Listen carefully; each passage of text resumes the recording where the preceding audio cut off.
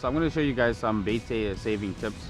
As we know, bait is quite expensive, especially chokka and prawns. So usually when you go to the beach and your chokka defrosts, you chuck it away. So what I like to do is I clean the chokka, I pull all the skin off, I take the head and the guts out, I chuck that away, and I keep the meat. So what actually causes the chokka to get pink or that off color is actually the skin and the guts, especially the ink sac, that causes the chokka to go that off color. So as you can see, this is a piece of chokka that I've used twice now, and it's still white, and I can still catch fish with it. And then your prawns, when you use I like using a head-on prawn when I'm fishing for brim and whatever other species I target using prawns. And usually when you take the head off, you chuck it away. So I like keeping the heads. As you can see, I have 2 heads here, and I use it when I'm fishing with chokka. So like a chokka blob bait. I'm going to show you guys how I use the head.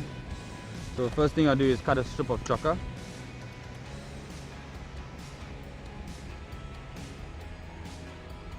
So your piece of chokka, your strip of chokka is determined by what size hook you're using. So I'm going to use a 5/0 hook, and then with this strip I'm going to smash it up. So basically a blob bait, but the difference here is I first smash it up a little bit, and then I take the prawn head, right? I can break the shell off. So you have all the guts and stuff on the inside and the flavor, and I put it on the chokka, and I smash it into the chokka.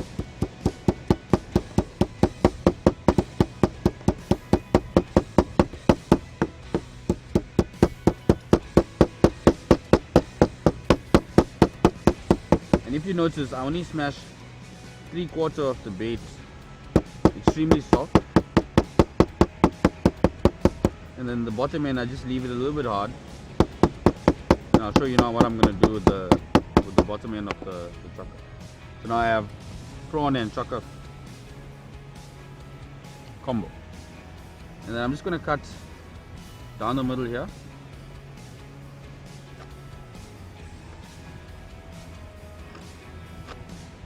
So I've got a feeler. Then I'm going to take my hook. I'm going to start weaving the bait onto the hook. You can see, like this.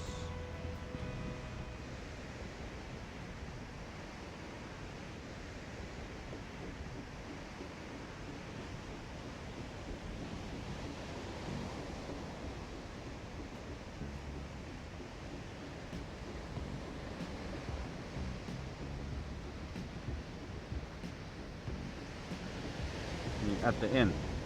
And you could leave it just like this, or you can just pull it up the line a bit. There we go. And then your feelers in the water will actually give you some movement, some extra movement. So it's a nice way to reuse old bait instead of chucking it away. You can actually do this with any chokka bait.